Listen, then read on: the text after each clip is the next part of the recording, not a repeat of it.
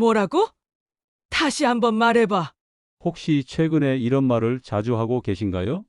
텔레비전 볼륨을 점점 높이고 계시나요? 가족들이 할머니 너무 크다고 해서 볼륨을 낮추면 드라마 대사가 웅웅거려서 재미가 없으신가요? 전화벨이 울려도 못 듣고 지나칠 때가 있으신가요? 손자, 손녀가 말하는 걸 못 알아들어서 응응하고 넘어간 적이 있으신가요? 친구들과 만나서도 대화보다는 그냥 조용히 앉아 계시는 시간이 늘어나셨나요? 나이 들어서 그런 거지 뭐 하고 넘어가고 계셨다면 잠깐만요. 오늘 이 이야기를 끝까지 들어보세요. 귀가 안 들리는 게 단순히 나이 때문이 아닐 수도 있거든요. 더 중요한 건 지금이라도 충분히 좋아질 수 있다는 겁니다. 실제로 많은 분들이 간단한 방법만으로도 놀라운 변화를 경험하고 계세요. 78세 할아버지가 3주 만에 딸과 30분 동안 전화 통화를 하게 된 이야기, 60대 할머니가 시끄러운 식당에서도 대화를 즐기게 된 비결, 이런 실제 사례들을 오늘 들려드릴 거예요. 앞으로 전해드릴 내용이 정말 중요하니까 구독과 좋아요 한번 눌러주시면 큰 힘이 됩니다. 안녕하세요. 저는 30년 넘게 이비인후과에서 청각질환만을 전문으로 치료해온 의사입니다. 그동안 수많은 환자분들을 만나면서 한 가지 안타까운 현실을 마주하게 됩니다. 바로 나이 들어서 안 들리는 게 당연하지 뭐라며 청력 저하를 대수롭지 않게 여기시는 분들이 너무 많다는 것입니다. 오늘 제가 여러분께 꼭 전하고 싶은 이야기가 있습니다. 귀가 잘 안 들린다는 것, 이건 단순히 나이 때문에 생기는 자연스러운 현상이 아닙니다. 우리 몸이 보내는 중요한 경고 신호라고 봐야 합니다. 지난주에도 70대 할아버지 한 분이 진료실에 오셨습니다. 선생님, 요즘 아내 말소리가 자꾸 웅웅거려서 잘 안 들려요. 그냥 나이 든 거겠죠? 하시더군요. 자세히 검사해 보니 중등도 난청이었습니다. 더 걱정스러운 건 이분이 최근 들어 가족들과 대화하기를 피하고 모임에도 잘 나가지 않으신다는 거였어요. 이런 일이 왜 문제가 될까요?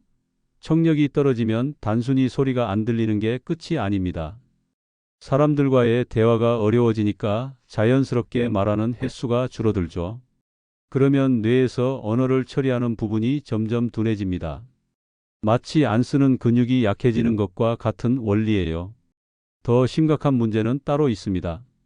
최근 여러 연구에서 밝혀진 바로는 난청이 있는 분들의 치매 발생 위험이 크게 높아진다는 겁니다. 가벼운 난청이 있으면 치매 위험이 2배, 중간 정도면 3배, 심한 난청이 있으면 5배까지 위험이 커진다고 합니다. 이게 단순한 우연의 일치가 아니라는 게 여러 나라 연구에서 계속 확인되고 있어요. 왜 이런 일이 생길까요? 귀로 들어온 소리를 뇌에서 해석하는 과정이 복잡해지면서 뇌가 과부하를 받게 됩니다. 그러다 보니 기억하고 판단하는 능력까지 영향을 받게 되는 거죠.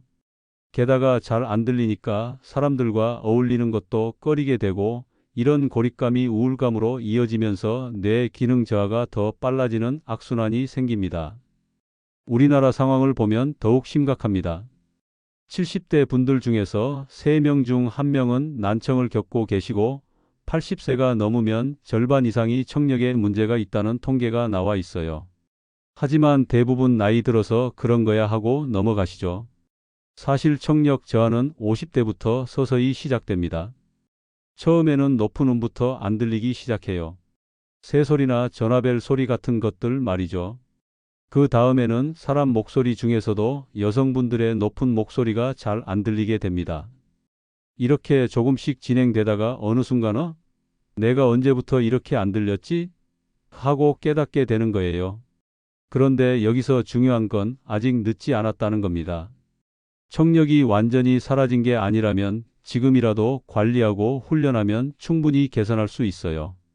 실제로 제가 진료하면서 경험한 많은 분들이 적절한 관리와 훈련을 통해 놀라운 변화를 보여주셨습니다. 물론 예방이 가장 중요합니다. 시끄러운 곳에서는 귀마개를 사용하고 이어폰이나 헤드폰 볼륨을 너무 크게 하지 않는 것부터 시작해야 해요. 하지만 이미 청력에 문제가 생겼다고 해서 포기할 필요는 없습니다. 올바른 방법으로 꾸준히 관리하면 분명히 좋아질 수 있거든요. 그렇다면 이제 어떻게 하면 이런 문제들을 해결할 수 있는지 구체적으로 말씀드리겠습니다. 제가 오랜 임상 경험을 통해 확인한 4가지 간단한 훈련법이 있어요. 특별한 장비나 비싼 치료가 필요한 게 아닙니다. 집에서 누구나 쉽게 할 수 있는 방법들이죠. 첫 번째는 텔레비전 볼륨을 일부러 낮춰서 보는 훈련입니다. 지금 평소에 보시는 볼륨에서 3단계 정도 낮춰보세요. 당연히 처음에는 잘 안 들릴 거예요. 하지만 여기서 포기하지 마시고 화면 속 사람들의 입모양과 표정, 손짓을 유심히 관찰해 보세요. 실제로 74세 되신 김정혜 할머니가 이 방법을 써보셨어요. 처음에는 최대 볼륨으로 틀어도 드라마 대사가 웅웅거려서 잘 안 들리셨거든요. 그런데 3주 동안 매일 10분씩 볼륨을 낮춰서 보는 훈련을 하신 후에는 놀라운 변화가 있었어요. 이전보다 훨씬 작은 소리로도 드라마를 즐겁게 보실 수 있게 되었거든요. 귀가 덜 피곤하고 대사가 더 또렷하게 들려요 라고 기뻐하시더라고요. 이 훈련이 효과적인 이유는 단순히 소리만 듣는 게 아니라 눈으로 보는 정보와 함께 뇌에서 종합적으로 이해하는 능력을 기르기 때문입니다. 우리 뇌는 원래 이런 능력이 있는데 청력이 떨어지면서 잠들어 있던 거죠. 두 번째로 권하는 방법은 음악을 활용하는 거예요. 평소에 좋아하시는 노래를 들으면서 그 안에 들어있는 악기 소리들을 하나씩 구분해 보세요. 아, 이건 기타 소리고 저건 북소리구나 이런 식으로 말이에요. 그리고 가사를 따라 불러보세요. 70대 초반의 장진수 할아버지는 트로트를 무척 좋아하셨는데 이 방법을 몇 달 동안 실천하신 후에 손자 목소리가 훨씬 또렷하게 들리게 되셨어요. 처음에는 할아버지 안 들리세요? 하던 손자가 나중에는 할아버지 이제 제 말 다 들리시네요? 하며 기뻐하더라고요. 음악 훈련이 좋은 이유는 다양한 주파수의 소리에 귀를 적응시키기 때문입니다. 그리고 듣고 기억하고 따라 부르는 과정에서 뇌의 여러 영역이 동시에 활성화돼요. 언어 능력과 기억력도 함께 좋아지는 일석이조의 효과가 있죠. 세 번째는 조금 특별한 방법인데요. 일부러 소음이 있는 상황에서 대화하는 훈련입니다. 텔레비전이나 라디오를 작게 틀어놓고 가족분들과 짧은 대화를 나눠보세요. 실생활에서 우리가 마주치는 상황과 비슷하게 만드는 거죠. 식당에서 이야기하거나 길에서 만나서 대화할 때 주변이 조용하지 않잖아요. 이런 환경에서도 사람 목소리만 골라서 들을 수 있는 능력을 기르는 훈련이에요. 박인숙 할머니는 예전에 시끄러운 곳에서는 아예 대화를 포기하셨어요. 너무 시끄러워서 못 듣겠다면서 모임도 피하시고요. 그런데 3달 동안 이 훈련을 하신 후에는 식당에서도 며느리와 즐겁게 대화하실 수 있게 되었어요. 이제 무슨 말인지 다 알아들어요 라며 자신감을 되찾으셨죠. 마지막으로 권하는 방법은 듣고 쓰기 훈련입니다. 뉴스나 라디오를 들으면서 중요하다고 생각되는 단어나 문장을 간단히 메모해 보세요. 학창시절 선생님 말씀 받아 적던 것처럼요. 전체를 다 받아 쓸 필요는 없고 기억에 남는 핵심만 적으면 됩니다. 최영수 할아버지는 이 방법을 2~3달 정도 하신 후에 빠른 대화 속도도 무리 없이 따라가실 수 있게 되었어요. 예전에는 손자들이 빨리 말하면 따라가기 힘들었는데 이제는 괜찮아요 라고 하시더라고요. 이 훈련이 효과적인 이유는 귀로 듣고 뇌에서 이해하고 손으로 쓰는 과정을 거치면서 청각과 기억, 운동 능력이 모두 연결되기 때문입니다. 말소리의 중요도를 다시 판단하는 능력도 생겨서 대화 이해 속도가 빨라져요. 이 4가지 훈련의 공통점은 하루에 10분만 투자하면 된다는 거예요. 모든 걸 한 번에 다 할 필요도 없고요. 하나씩만 꾸준히 해도 분명한 변화를 느끼실 수 있습니다. 보청기를 쓰시는 분들도 함께 하시면 더 큰 효과를 볼 수 있어요. 무엇보다 중요한 건 포기하지 않는 거예요.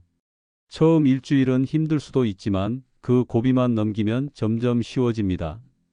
뇌가 다시 깨어나는 시간이 필요한 거거든요. 그런데 이런 훈련들이 정말 효과가 있을까 의심스러우실 수도 있을 거예요. 저도 처음에는 반신반의했습니다. 하지만 실제로 환자분들이 보여주시는 변화를 목격하면서 이 방법들의 놀라운 힘을 깨닫게 되었어요. 특히 기억에 남는 분이 계세요. 78세 되신 이한수 할아버지인데 부인을 먼저 하늘나라로 보내시고 혼자 지내고 계셨어요. 처음 병원에 오셨을 때 표정이 참 어두우셨습니다. 선생님, 딸하고 전화 통화하는 것도 이제 힘들어요. 무슨 말인지 잘 안 들려서 자꾸 대묻게 되니까 딸도 답답해하고 저도 미안해서 전화를 피하게 되더라고요 라고 하시더군요. 이 할아버지는 집에서 혼자 계시다 보니 대화할 기회가 거의 없으셨어요.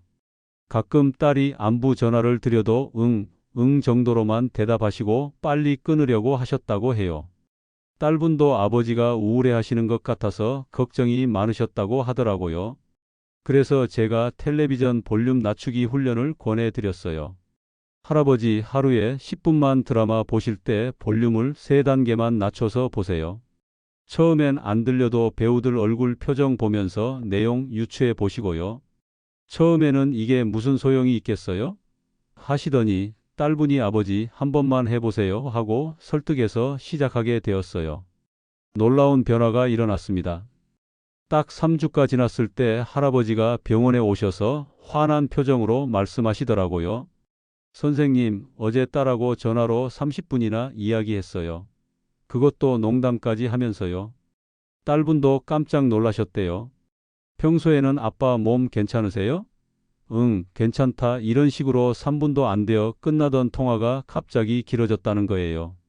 할아버지가 딸아, 요즘 어떻게 지내니? 손자는 학교 잘 다니고? 이런 식으로 먼저 물어보기 시작하셨다고 해요. 할아버지 말씀이 참 인상적이었어요. 말이 들리니까 말하고 싶은 것도 많아졌어요. 그동안 대화가 무서웠는데 이제는 사람 만나는 게 기다려져요. 이런 변화가 단순히 귀가 좋아져서만은 아니었어요. 자신감이 생기면서 사람들과 다시 연결되고 싶다는 마음이 생긴 거죠. 비슷한 경험을 하신 분들이 정말 많아요.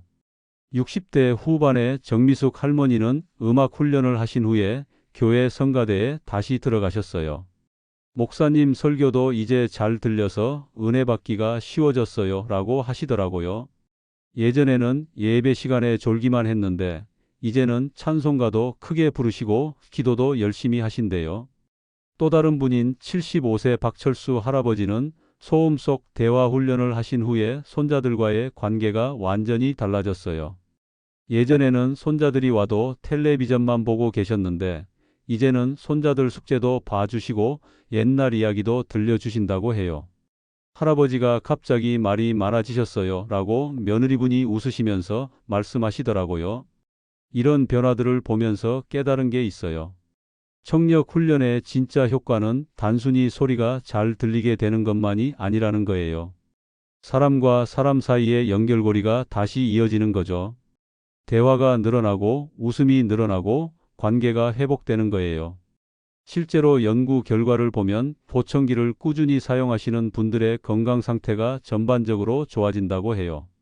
단순히 귀 때문만이 아니라 사회적 활동이 늘어나고 우울감이 줄어들면서 몸 전체가 건강해지는 거죠. 그래서 저는 환자분들께 항상 말씀드려요. 보청기 쓰는 걸 부끄러워하지 마세요. 안경 쓰는 것과 똑같은 거예요. 오히려 더 건강하게 오래 사시는 지름길이라고 생각하세요. 이런 변화들을 직접 목격하면서 확신하게 된 게 있어요. 나이가 들어서 귀가 안 들린다고 포기할 필요가 전혀 없다는 거예요. 올바른 방법으로 꾸준히 노력하면 분명히 좋아질 수 있어요. 지금까지 청력 저하가 단순한 노화 현상이 아니라 우리 삶 전체에 영향을 미치는 중요한 문제라는 것, 그리고 간단한 훈련만으로도 충분히 개선할 수 있다는 것을 말씀드렸습니다. 이제 정말 중요한 건 실천이에요. 먼저 현실적으로 생각해 보세요. 4가지 훈련을 모두 한 번에 시작할 필요는 없어요. 하나만 골라서 시작하면 됩니다. 텔레비전을 자주 보시는 분이라면 볼륨 낮추기 훈련부터, 음악을 좋아하시는 분이라면 노래 따라 부르기부터 시작하세요. 하루에 딱 10분만 투자하면 됩니다. 아침에 일어나서 10분, 저녁 식사 후 10분, 언제든 편한 시간에 하시면 돼요. 무엇보다 꾸준함이 중요해요. 한 번에 1시간씩 하는 것보다 매일 10분씩 하는 게 훨씬 효과적입니다. 가족분들의 도움도 받으세요. 혼자 하기 어렵다면 자녀분들이나 손자, 손녀들에게 부탁해 보세요. 할머니랑 같이 드라마 볼륨 낮춰서 보자 이런 식으로 말이에요. 가족들도 함께 하면 더 재미있고 무엇보다 대화 시간이 늘어나는 좋은 부작용이 있어요. 그리고 부끄러워하지 마세요. 보청기가 필요하다면 적극적으로 사용하시고 청력 검사도 정기적으로 받으세요. 안경 쓰는 것과 똑같은 거예요. 오히려 더 건강하게 오래 사는 방법이라고 생각하시면 됩니다. 특히 50대, 60대 분들은 지금부터라도 귀를 보호하는 습관을 들이세요. 시끄러운 곳에서는 귀마개를 사용하고 이어폰 볼륨을 너무 크게 하지 마세요. 예방이 치료보다 훨씬 쉽고 효과적이거든요. 제가 30년 동안 환자분들을 만나면서 확신하게 된 게 있어요. 나이가 들어서 귀가 안 들린다고 해서 인생이 끝나는 게 아니라는 거예요. 올바른 방법으로 관리하면 분명히 좋아질 수 있고 다시 활기찬 생활을 할 수 있어요. 청력은 단순히 소리를 듣는 기능이 아닙니다. 사람과 사람을 연결해주는 다리 역할을 해요. 가족과의 대화, 친구들과의 모임, 손자, 손녀들과의 놀이, 이 모든 것들이 청력과 연결되어 있어요. 그래서 청력 관리는 단순히 귀 건강만의 문제가 아니라 행복한 노후 생활을 위한 필수 조건이라고 할 수 있어요. 사회적 관계를 유지하고 치매를 예방하고 건강하게 오래 사는 모든 것과 연결되어 있거든요. 오늘부터라도 시작해 보세요. 텔레비전 볼륨을 3단계만 낮춰보세요. 좋아하는 노래를 들으면서 악기 소리를 구분해 보세요. 가족과 대화할 때 라디오를 작게 틀어놓고 이야기해 보세요. 뉴스를 들으면서 중요한 내용만 간단히 메모해 보세요. 처음 일주일은 힘들 수도 있어요. 정말 효과가 있을까? 의심스러울 수도 있고요. 하지만 포기하지 마세요. 2주 정도 지나면 조금씩 변화를 느끼기 시작할 거예요. 한 달 후에는 분명한 차이를 경험하실 수 있을 거예요. 그리고 변화가 느껴지기 시작하면 더 적극적으로 해보세요. 친구들과의 만남도 늘리고 새로운 취미 활동도 시작해 보세요. 청력이 좋아지면서 자신감도 함께 회복될 거예요. 마지막으로 꼭 기억해 주세요. 여러분의 작은 노력 하나하나가 가족들에게도 큰 기쁨이 된다는 거예요.